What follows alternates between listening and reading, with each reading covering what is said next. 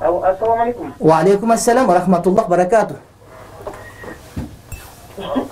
Men neme суроо берейин дедим эле. Мен бир тууганым каза болгонуна 13 жыл болгонда. Ошо мавлид окутайын деген ниетибиз бар эле да, ошол кандай болот? 13 жыл мурда каза болгонбу? 13 жыл мурда каза болгон. Аны ошого мавлид окутайын дедиңерби? Ооба, мавлид окутайын дедик эле да. Жөн эле Куран окусаңарчы. Азыр 1 минут. Апама берейинчи. Бериңиz. Ага. Кулак сизде апа. Assalamu alaikum. Алейкум ассалам. Aylanay Moldaki ошо балам каза болгончо 13 жыл болду. Бирөөлөр айттылар да, мавлид 13 жылда окусам жакшы болот дегенден элемин да. Ойлонуп атам да, ошол сөзүмдү кандай кылып бир түшүндүрүп айтып койсоңуз, ошонун эмне пайдасы бар, эмнеси бар, шартын бир түшүндүрүп койсоңуз айда. Таластан чыгып атасыңарбы?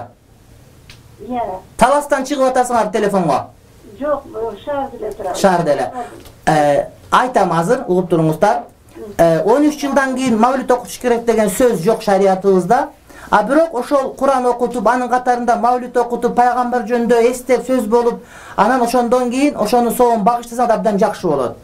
Же ошол жанагы мавлид боюнча мисалы үчүн каражат бөлгөнсүз да, мисалы үчүн мен 5000 сомго мавлид окутам деп. Эгерде ошону кааласаңыз, сиз мынагы Дилазык үйүнө барсаңыз, Чексиз нур деген пайгамбарыбыздын өмүр байын китеби бар. Ошол канча каражат бөлсөңүздөр, ошо балага сооп тийсин деп. Ошого Чексиз нурдан ошончо нускап келип берсеңиздер, биз мынакы жакынкы жарым ай, бир айда ошол пайгамбардын тарыхын, чоң мавлидти баштайбыз. Ошондо адамдарга таратып бер, ошол китеп баштан окуп чыгып, сиздин балдарыңызга, балаңызга сооп болот. Китеп окулган сайын сооп боло берет.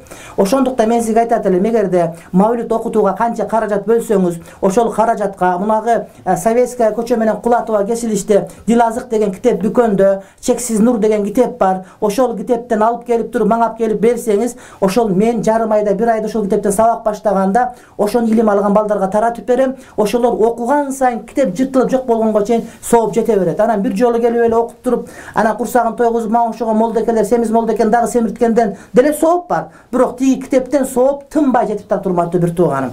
Ошондой кылсаңыз жакшы болот эле, бирок 13 жылдан кийин окуш керек деген сөздү мен билбейм, мен окуган китептерде жок. А бирок негизинде мавлид окуп багыштасаңыз, албетте соо тие берет.